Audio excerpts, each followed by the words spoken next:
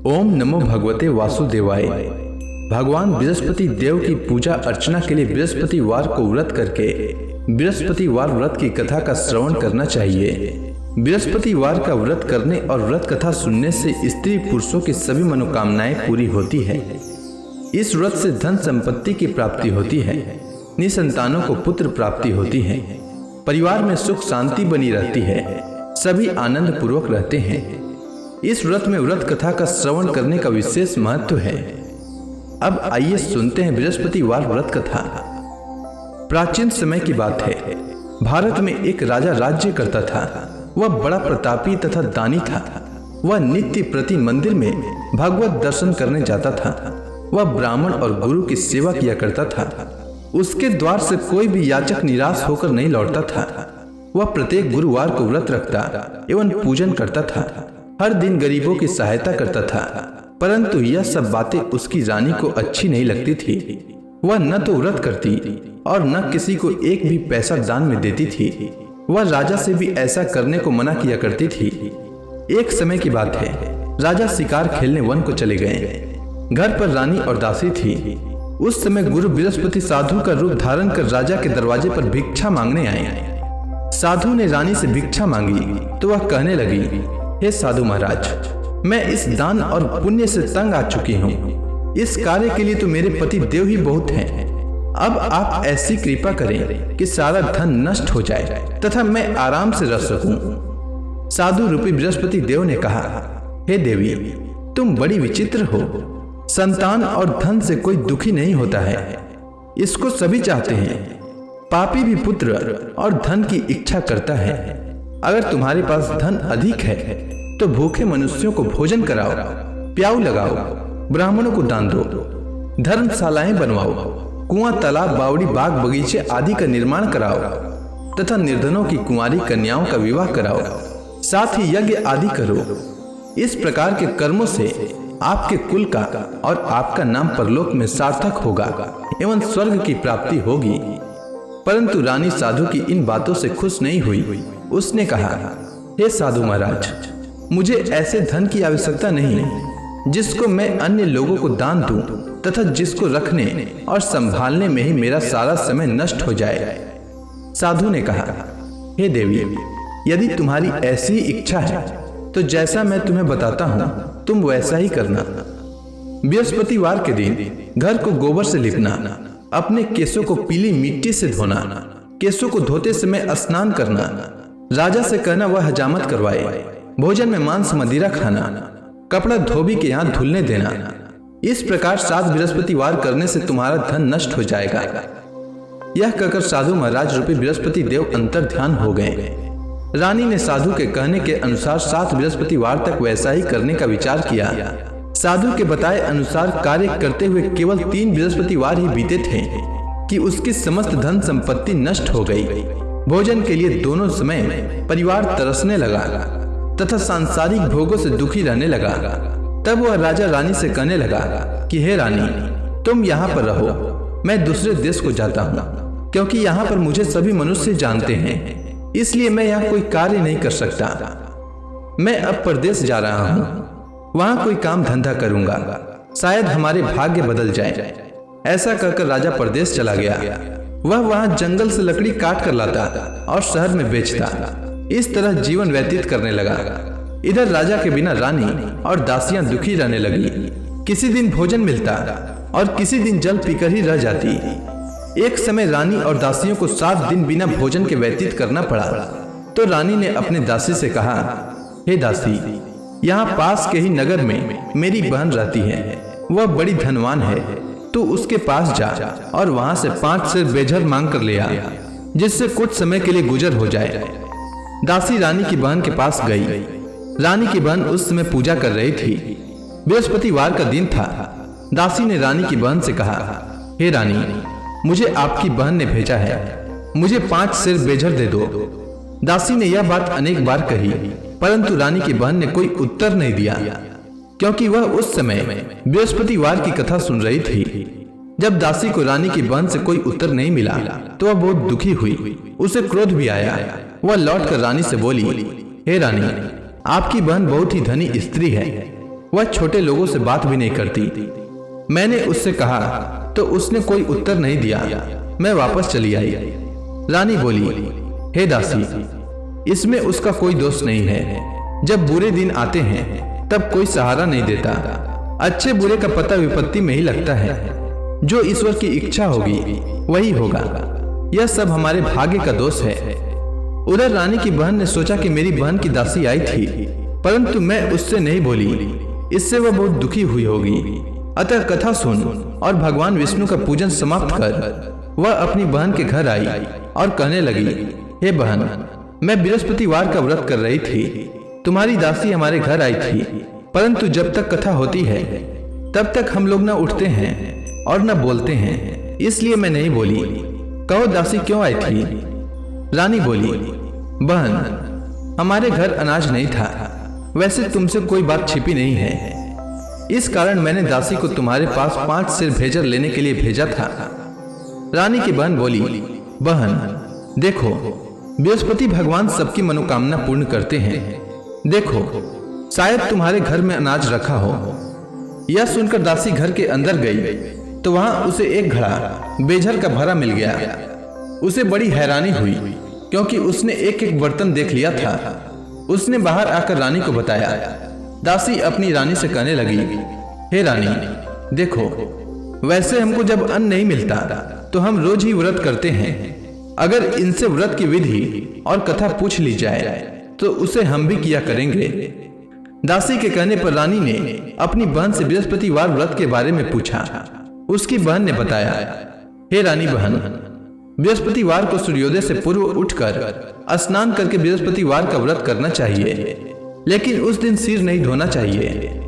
बृहस्पतिवार के व्रत में चने की दाल और मुनक्का से विष्णु भगवान का केले के वृक्ष की जड़ में पूजन करें तथा दीपक जलाएं। उस दिन एक ही समय भोजन करें। भोजन पीले खाद्य पदार्थ का करें तथा कथा सुने। इस प्रकार करने से गुरु भगवान प्रसन्न होते हैं, अन्न पुत्र धन देते हैं, मनोकामना पूर्ण करते हैं। व्रत और पूजन की विधि बताकर रानी की बहन अपने घर लौट गई। रानी और दासी दोनों ने निश्चय किया कि बृहस्पति देव भगवान का पूजन जरूर करेंगे। 7 दिन बाद जब बृहस्पतिवार आया तो उन्होंने व्रत रखा। घुड़साल में जाकर चना और गुड़ बीन लाई तथा उसी दाल से केले की जड़ तथा विष्णु भगवान का पूजन किया। अब भोजन पीला कहाँ से आए? दोनों बड़ी दुखी हुई, परंतु उन्होंने व्रत किया था, इस कारण बृहस्पति देव भगवान प्रसन्न थे। एक साधारण व्यक्ति के रूप में वे 2 थालों में सुंदर पीला भोजन लेकर आए और दासी को देकर बोले, हे दासी, यह भोजन तुम्हारे और रानी के लिए है, तुम दोनों करना। दासी भोजन पाकर बड़ी प्रसन्न हुई और रानी से बोली, रानी जी, भोजन कर लो। रानी को भोजन आने के बारे में कुछ पता नहीं था, इसलिए वह दासी से बोली, जा तू ही भोजन कर, क्योंकि तू हमारी व्यर्थ में हंसी उड़ाती है। दासी बोली, एक व्यक्ति भोजन दे गया है। रानी कहने लगी, वह भोजन तेरे लिए दे गया है, तू ही भोजन कर। दासी ने कहा, वह व्यक्ति हम दोनों के लिए 2 थालों में भोजन दे गया है, इसलिए मैं और आप दोनों ही साथ साथ भोजन करेंगी। दोनों ने गुरु भगवान को नमस्कार कर भोजन प्रारंभ किया। उसके बाद से वे प्रत्येक बृहस्पतिवार को गुरु भगवान का व्रत और पूजन करने लगी।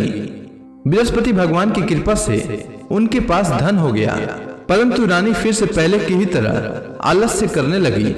तब दासी बोली, देखो रानी, तुम पहले भी इस प्रकार आलस्य करती थी। तुम्हें धन के रखने में कष्ट होता था, इस कारण सभी धन नष्ट हो गया। अब गुरु भगवान की कृपा से धन मिला है तो फिर तुम्हें आलस्य होता है। बड़ी मुसीबतों के बाद हमने यह धन पाया है, इसलिए हमें दान पुण्य करना चाहिए। तुम भूखे मनुष्यों को भोजन कराओ, प्याऊ लगवाओ, ब्राह्मणों को दान दो, कुआं तालाब बावड़ी आदि का निर्माण कराओ, मंदिर पाठशाला बनवाकर दान दो, कुंवारी कन्याओं का विवाह करवाओ। धन को शुभ कार्यों में खर्च करो, जिससे तुम्हारे कुल का यश बढ़े तथा स्वर्ग प्राप्त हो और पितृ प्रसन्न हो। दासी की बात मानकर रानी ने इसी प्रकार के कर्म करने प्रारंभ किए, जिससे उनका काफी यश फैलने लगा। एक दिन रानी और दासी आपस में विचार करने लगी कि न जाने राजा किस दशा में होंगे, उनकी कोई खोज खबर नहीं है। गुरु भगवान से उन्होंने प्रार्थना की और भगवान ने रात्रि में राजा को स्वप्न में कहा, हे राजा, उठ, तेरी रानी तुझको याद करती है, अब अपने देश को लौट जा।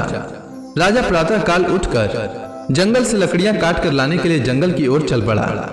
जंगल से गुजरते ही वह सोचने लगा, रानी की गलती से उसे कितने दुख भोगने पड़े। राजपाट छोड़कर उसे जंगल में आकर रहना पड़ा। जंगल से लकड़ियां काटकर उन्हें बेचकर गुजारा करना पड़ा। उसी समय उस जंगल में बृहस्पति देव एक साधु का रूप धारण कर आए और राजा के पास आकर बोले, हे लकड़हारे, तुम इस सुनसान जंगल में किस चिंता में बैठे हो, मुझे बतलाओ। यह सुनकर राजा के नेत्रों में जल भर आया और साधु की वंदना कर बोले, हे प्रभु, आप सब कुछ जानने वाले हैं। इतना कहकर राजा ने साधु को अपनी संपूर्ण कहानी सुना दी। महात्मा दयालु होते हैं।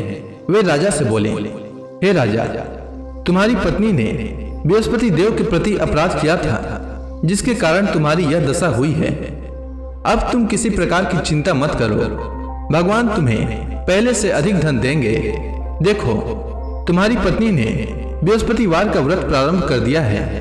अब तुम भी बृहस्पतिवार का व्रत करके चने की दाल व गुड़ जल के लोटे में डालकर केले का पूजन करो, फिर कथा सुनो। भगवान तुम्हारी सब मनोकामनाओं को पूर्ण करेंगे। साधु को प्रसन्न देखकर राजा बोला, हे प्रभु, मुझे लकड़ी बेचकर इतना पैसा भी नहीं बचता जिससे भोजन करने के उपरांत कुछ बचा सकूं।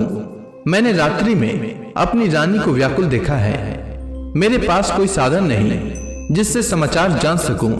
फिर मैं बृहस्पति देव की क्या कहानी सुनूं? मुझको तो कुछ भी मालूम नहीं है। साधु ने कहा, हे राजा, तुम किसी बात की चिंता मत करो। बृहस्पतिवार के दिन तुम रोजाना की तरह लकड़ियां लेकर शहर में जाओ। तुम्हें रोज से दुगना धन प्राप्त होगा, जिससे तुम भली भांति भोजन कर लोगे तथा बृहस्पति देव की पूजा का सामान भी आ जाएगा। बृहस्पति देव की कथा इस प्रकार है, सुनो। प्राचीन काल में एक बहुत ही निर्धन ब्राह्मण था। उसकी कोई संतान नहीं थी। वह नित्य पूजा पाठ करता, परंतु उसकी स्त्री बहुत मलिनता के साथ रहती थी। वह स्नान न करती और न किसी देवता का पूजन करती। प्रातःकाल उठते ही सर्वप्रथम भोजन करती, बाद में कोई अन्य कार्य करती। ब्राह्मण देवता बहुत दुखी रहते थे। पत्नी को बहुत समझाते, किंतु उसका कोई परिणाम न निकलता। भगवान की कृपा से ब्राह्मण की स्त्री को कन्या उत्पन्न हुई। वह कन्या अपने पिता के घर में बड़ी होने लगी। वह बालिका प्रातः स्नान करके भगवान विष्णु का जप करती। वह बचपन से ही बृहस्पतिवार का व्रत भी करने लगी। पूजा पाठ समाप्त कर विद्यालय जाती तो अपनी मुट्ठी में जौ भर कर ले जाती और पाठशाला जाने के मार्ग में डालती जाती। वही जौ स्वर्ण के हो जाते तो लौटते समय उनको बीनकर घर ले आती। एक दिन वह बालिका सूप में उन सोने के जौ को फटक कर साफ कर रही थी। तभी उसकी माँ ने देख लिया और कहा, हे बेटी, सोने के जौ को फटकने के लिए सोने का सूप होना चाहिए। दूसरे दिन गुरुवार था। इस कन्या ने व्रत रखा और बृहस्पति देव से प्रार्थना करके कहा, हे प्रभु, यदि मैंने सच्चे मन से आपकी पूजा की हो तो मुझे सोने का सूप दे दो। बृहस्पति देव ने उसकी प्रार्थना स्वीकार कर ली। रोजाना की तरह वह बालिका जौ फैलाती हुई स्कूल चली गई। स्कूल से लौटकर जब वह जौ बीन रही थी तो बृहस्पति देव की कृपा से उसे सोने का सूप मिला। उसे वह घर ले आई और उससे जौ साफ करने लगी, परंतु उसकी माँ का वही ढंग रहा। एक दिन की बात है, वह कन्या सोने के सूप में जौ साफ कर रही थी। उस समय उस नगर का राजकुमार वहां से होकर निकला। इस कन्या के रूप और सोने के सूप में जौ को साफ करते देखकर वह उस कन्या पर मोहित हो गया। राजमहल आकर वह भोजन तथा जल त्याग कर उदास होकर लेट गया। राजा को जब राजकुमार द्वारा अन्न जल त्यागने का समाचार ज्ञात हुआ तो अपने मंत्रियों के साथ वह अपने पुत्र के पास गए और बोले, हे बेटा, तुम्हें किस बात का कष्ट है? किसी ने अपमान किया है अथवा कोई और कारण है?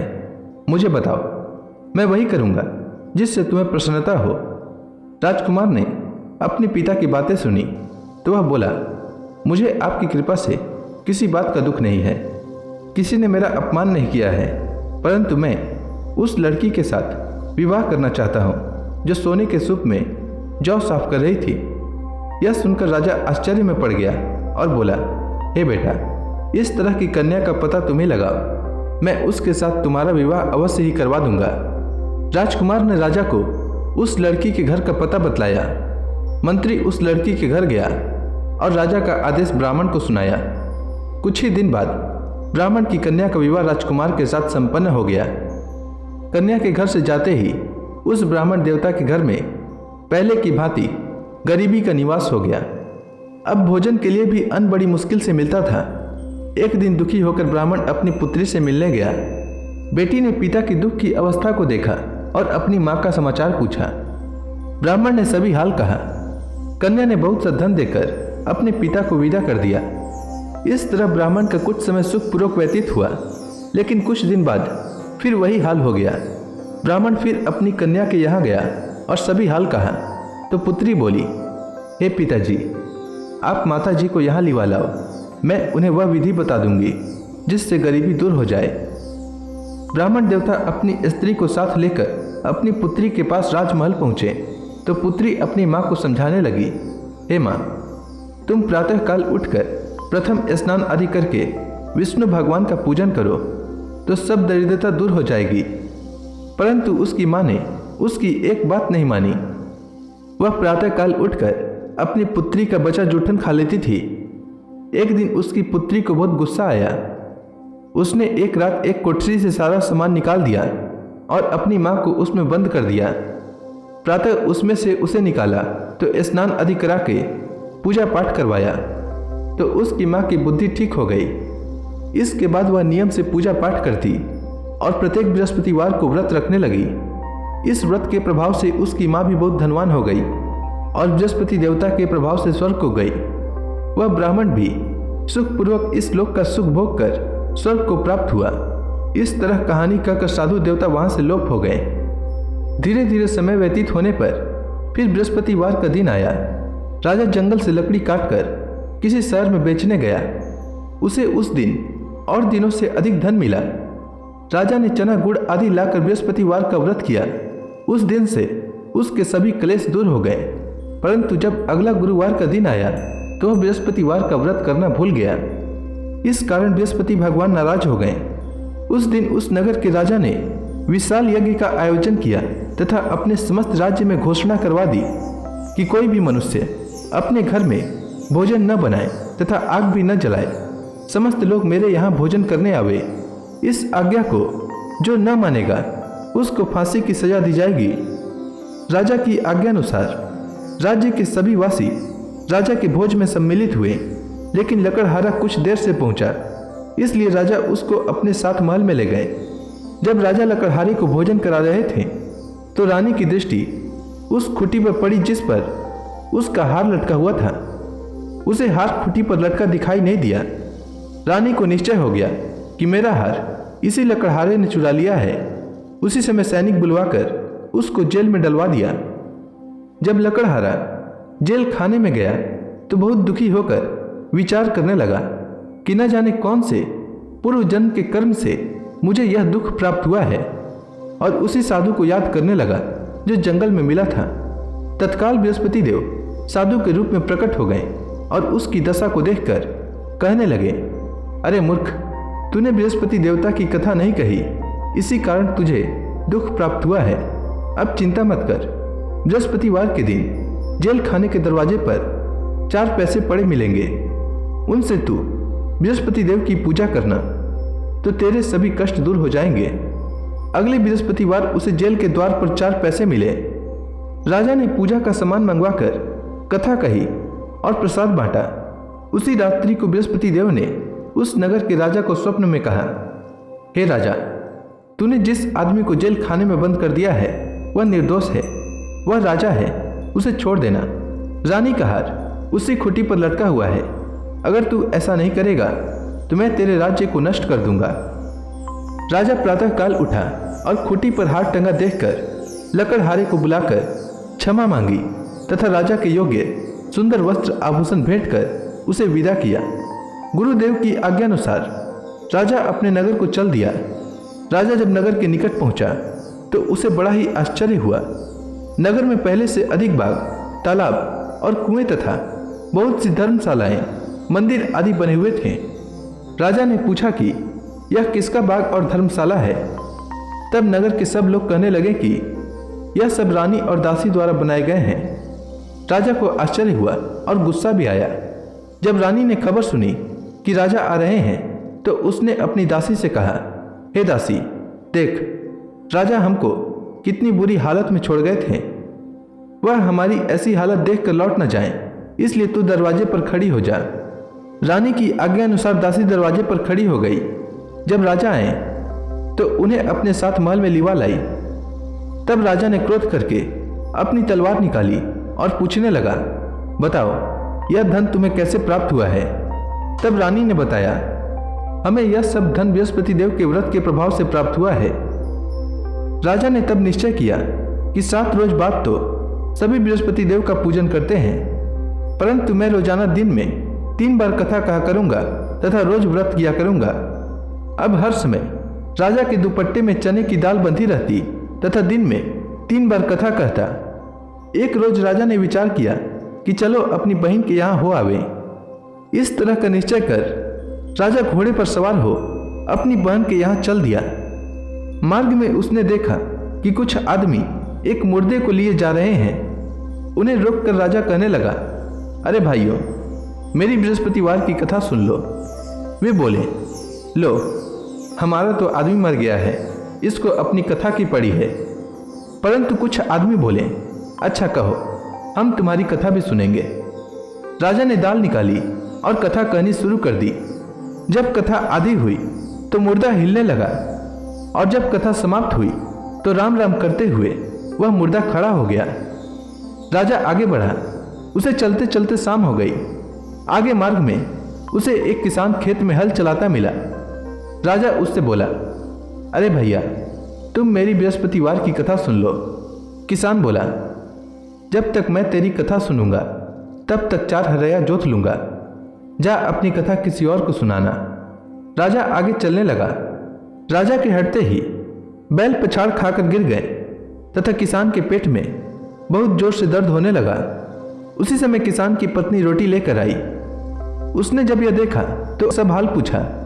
बुढ़िया दौड़ी दौड़ी उस घुड़सवार के पास गई और उससे बोली, मैं तेरी कथा सुनूंगी, तू अपनी कथा मेरे खेत पर ही चलकर कहना। राजा ने लौटकर बुढ़िया के खेत पर जाकर कथा कही, जिसके सुनते ही बैल खड़े हो गए तथा किसान के पेट का दर्द भी बंद हो गया। राजा अपनी बहन के घर पहुंच गया। बहन ने भाई की खूब मेहमानी की। दूसरे रोज प्रातःकाल राजा जागा तो वह देखने लगा कि सब लोग भोजन कर रहे हैं। राजा ने जब अपनी बहन से पूछा कि ऐसा कोई मनुष्य है जिसने भोजन नहीं किया हो, जो मेरी बृहस्पतिवार की कथा सुन ले, तो बहन बोली, हे भैया, यह देश ऐसा ही है। पहले यहाँ के लोग भोजन करते हैं, बाद में अन्य काम करते हैं। अगर पड़ोस में कोई हो तो दिखाती हूँ। ऐसा कहकर बहन देखने चली, परंतु उसे कोई भी ऐसा व्यक्ति नहीं मिला जिसने भोजन न किया हो। वह एक कुम्हार के घर गई जिसका लड़का बीमार था। उसे मालूम हुआ कि उसके यहाँ 3 दिन से किसी ने भोजन नहीं किया है। रानी ने अपनी भाई की कथा सुनने के लिए कुम्हार से कहा। वह तैयार हो गया। राजा ने जाकर बृहस्पतिवार की कथा कही, जिसको सुनकर उसका लड़का ठीक हो गया। अब तो राजा की प्रशंसा होने लगी। एक दिन राजा ने अपनी बहन से कहा, हे बहन, मैं अपने घर जाऊंगा, तुम भी तैयार हो जाओ। राजा की बहन ने अपनी सास से अपने भाई के साथ जाने की आज्ञा मांगी। सास बोली, चली जा, परंतु अपने लड़कों को मत ले जाना, क्योंकि तेरे भाई को कोई संतान नहीं होती है। बहन ने अपने भाई से कहा, हे भैया, मैं तो चलूंगी, परंतु कोई बालक नहीं जाएगा। राजा ने कहा, जब कोई बालक नहीं चलेगा तब तुम जाकर ही क्या करोगी? दुखी मन से राजा अपने नगर को लौट आया। राजा ने अपनी रानी से कहा, हम निसंतान हैं, इसलिए कोई हमारे घर आना पसंद नहीं करता। इतना कह वह बिना भोजन आदि किए शैया पर लेट गया। रानी बोली, हे प्रभु, बृहस्पति देव ने हमें सब कुछ दिया है, वे हमें संतान भी अवश्य देंगे। उसी रात बृहस्पति देव ने राजा को स्वप्न में कहा, हे राजा, उठ, सभी सोच त्याग दे, तेरी रानी गर्भवती है। राजा को यह जानकर बड़ी खुशी हुई। 9वें महीने रानी के गर्भ से एक सुंदर पुत्र पैदा हुआ। जब राजा की बहन ने यह शुभ समाचार सुना तो वह बहुत खुश हुई तथा बधाई लेकर अपने भाई के यहाँ आई। तभी रानी ने कहा, घोड़ा चढ़कर नहीं आई, गधा चढ़ी आई। रानी की बहन बोली, भाई मैं इस प्रकार न कहती तो तुम्हें औलाद कैसे मिलती। बृहस्पति देव ऐसे ही हैं, जिसके मन में जो कामनाएं रहती है सभी को पूर्ण करते हैं। जो सद्भावना पूर्वक बृहस्पतिवार का व्रत करता है एवं यह कथा पढ़ता है अथवा सुनता है और दूसरों को सुनाता है, बृहस्पति देव उसकी सभी मनोकामना पूर्ण करते हैं। बृहस्पति देव उनकी सदैव रक्षा करते हैं। जो संसार में सद्भावना व सच्चे हृदय से बृहस्पति देव का पूजन करते हैं, उनकी सभी मनोकामनाएं उसी प्रकार पूर्ण होती है जैसे रानी और राजा ने बृहस्पति देव की कथा का गुणगान किया। उनकी सभी इच्छाएं बृहस्पति देव ने पूर्ण की। मनुष्य को हृदय से उनका मनन करते हुए जयकारा करना चाहिए। तो प्रेम से बोलिए, बृहस्पति देव की जय, विष्णु भगवान की जय, समस्त देवी देवताओं की जय। अब आप सभी भक्तगण हाथ जोड़कर भगवान श्री हरि का ध्यान करें। आरती होने वाली है। ओम जय जगदीश हरे, स्वामी जय जगदीश हरे। भक्त जनों के संकट, भक्त जनों के संकट क्षण में दूर करे। ओम जय जगदीश हरे। जो ध्यावे फल पावे, दुख बिन से मन का, सुख संपत्ति घर आवे, कष्ट मिटे तन का। ओम जय जगदीश हरे। मात पिता तुम मेरे, शरण गहूँ मैं किसकी, प्रभु शरण गहूँ मैं किसकी। तुम बिन और न दूजा, तुम बिन और न दूजा, आस करूँ मैं किसकी। ओम जय जगदीश हरे। तुम पूरन परमात्मा, तुम अंतर्यामी, प्रभु तुम अंतर्यामी। पार ब्रह्म परमेश्वर, तुम सबके स्वामी। ओम जय जगदीश हरे। तुम करुणा के सागर, तुम पालन करता, प्रभु तुम पालन करता। मैं मूरख खल कामी, मैं मूरख खल कामी, कृपा करो भरता। ओम जय जगदीश हरे। तुम हो एक अगोचर, सबके प्राणपति, प्रभु सबके प्राणपति। किस विधि मिलूं दया मैं, किसी विधि मिलूं दया मैं, तुमको मैं कुमति। ओम जय जगदीश हरे। दीन बंधु दुख हरता, तुम रक्षक मेरे, प्रभु तुम रक्षक मेरे।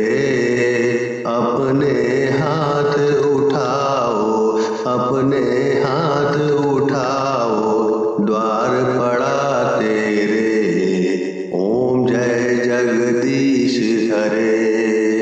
विषय विकार मिटाओ, पाप हरो देवा, प्रभु पाप हरो देवा। श्रद्धा भक्ति बढ़ाओ, सनातन की सेवा। ओम जय जगदीश हरे। तन मन धन सब तेरा, स्वामी सब कुछ है तेरा, स्वामी सब कुछ है